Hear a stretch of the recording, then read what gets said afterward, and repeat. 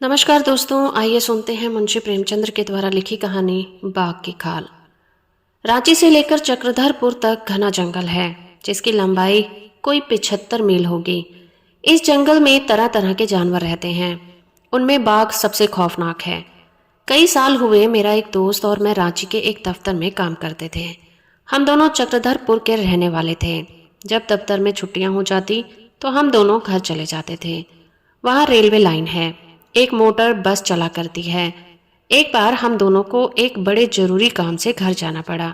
संयोग से उस दिन मोटर बस भी नहीं मिली। आखिर यह तय किया कि पैर गाड़ी पर चलते हैं।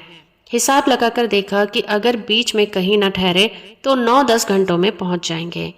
आखिर कुछ खाने पीने का सामान लेकर हम दोनों साइकिल पर सवार होकर शाम को 6 बजे निकल पड़े।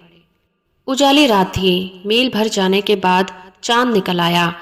आसपास की पहाड़ियां दिखाई देने लगी। चारों ओर सन्नाटा छाया हुआ था और उस सन्नाटे को चीरती हुई हमारी साइकिलें सन सन चली जा रही थीं। थोड़ी थोड़ी दूर पर जंगली आदमियों की बस्तियां मिल जाती थीं। उनकी झोपड़ियों में ढोल और बांसुरी की मीठी मीठी आवाजें आ जाती थीं। हम दोनों इस दृश्य का आनंद उठाते चले गए थे।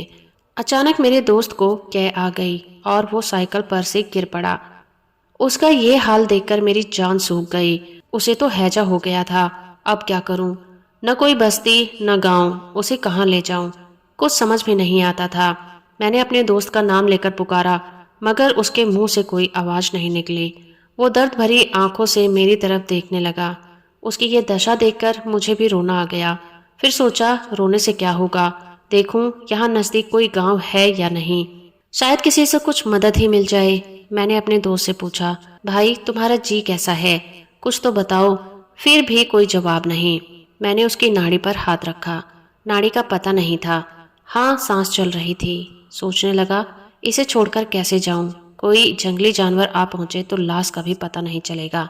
आखिर मैंने दोनों पैर गाड़ियों को एक पेड़ के सहारे खड़ा किया और अपने दोस्त को उस पर लिटाकर किसी गांव की तलाश में निकला। रास्ते में बार बार अपने दोस्त का ख्याल आने लगा। चारों ओर घना जंगल, पेड़ों के नीचे बड़ी मुश्किल से रोशनी पहुंचती थी। रास्ता न दिखाई देता था। अचानक मैं एक पत्थर से ठोकर खाकर गिर पड़ा। चोट ज्यादा नहीं आई थी, मगर हाथ पांव कुछ हिल नहीं रहे थे। मैं फिर उठा कि एकाएक कुछ आहट पाकर पीछे की ओर ताका। क्या देखता हूँ कि कोई 15 गज की दूरी पर एक बाघ खड़ा है। मेरे तो होश उड़ गए। ऐसा जान पड़ा जैसे बदन में खून ही नहीं है। सांस तक बंद हो गई। मुझे वहां खड़ा देखकर वो भी रुक गया। फिर मैंने सोचा कि शायद मुझे भ्रम हो गया है। शायद मैं किसी पेड़ की परछाई को बाघ समझ रहा हूँ। ये सोचकर फिर मैं आगे बढ़ा, मगर आंखें पीछे ही लगी हुई थीं। अब की बार सचमुच मुझे पत्तों की खड़खड़ाहट सुनाई दी। मैंने फिर पीछे की ओर देखा। बाघ मेरे पीछे पीछे चला आ रहा था। मेरे रोए खड़े हो गए और मैं लकड़ी का सा तन गया। कुछ सोचने की मुझमें शक्ति नहीं रही। वह जमीन पर हाथ पांव फैलाकर बैठ गया। मुझे अब जान की कोई आशा न रही। ना तो मेरे पास कोई पिस्तौल थी और ना ही चाकू। ना मालूम क्या सोचकर मैं बड़े जोर की चिल्ला उठा। बाघ मेरी आवाज सुनते ही वहां से चुपचाप उठकर जंगल में चला गया। बाघ को जाते देखकर मैं इतना खुश हुआ कि क्या कहूँ। मेरी हिम्मत भी लौट आई। सोचने लगा, घर पहुंचकर सबको यह किस्सा सुनाऊंगा और कहूँ कि अगर कोई इसी तरह बाघ सामने आकर खड़ा हो जाए तो खूब चिल्लाना चाहिए। यही सोचता हुआ मैं तेजी से बढ़ता जा रहा था। अभी थोड़ी ही दूर पहुंचा था कि फिर कुछ आहट मिली। देखा तो सामने बाघ खड़ा था। मैंने तो अपनी समझ में बाघ को भगाने का मंत्र पा लिया था। लगा जोर से चिल्लाने, मगर अब की बाघ वहां से हिला ही नहीं। उसका जवाब उसने यह दिया कि मुझे 8-10 गज पर मारे खुशी के अपनी दुम हिलाने लगा। अब तो मेरी हिम्मत छूट गई। कह नहीं सकता कि मैं कितनी देर तक वहां खड़ा रहा। एकाएक मोटर के हॉर्न की आवाज कान में आई। फिर सोचा शायद यह भी भ्रम होगा।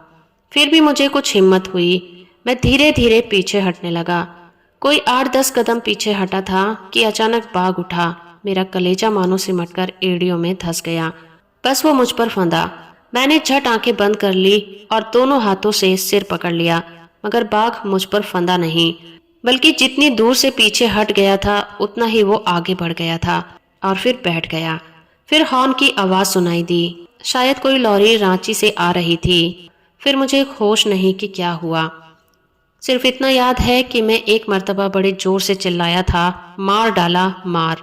जब मुझे होश आया तो मैंने देखा कि मेरा सिर किसी की जांघ पर रखा हुआ है और आसपास कई आदमी खड़े हैं। मेरा दोस्त भी वहीं बैठा हुआ है। मैंने उसे थोड़ा पानी मांगा।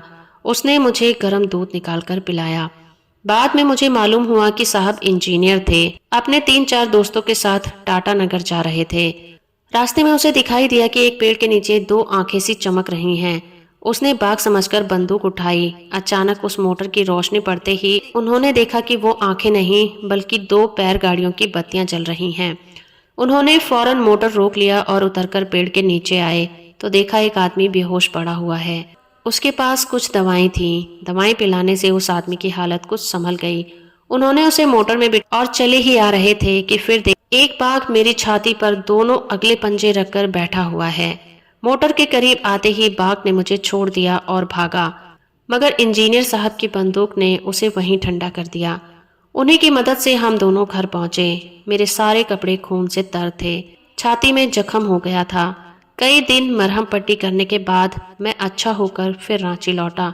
उसके थोड़े ही दिन बाद इंजीनियर साहब ने मुझे एक बाघ की खाल भेज दी और लिखा कि ये उसी बाघ की खाल है।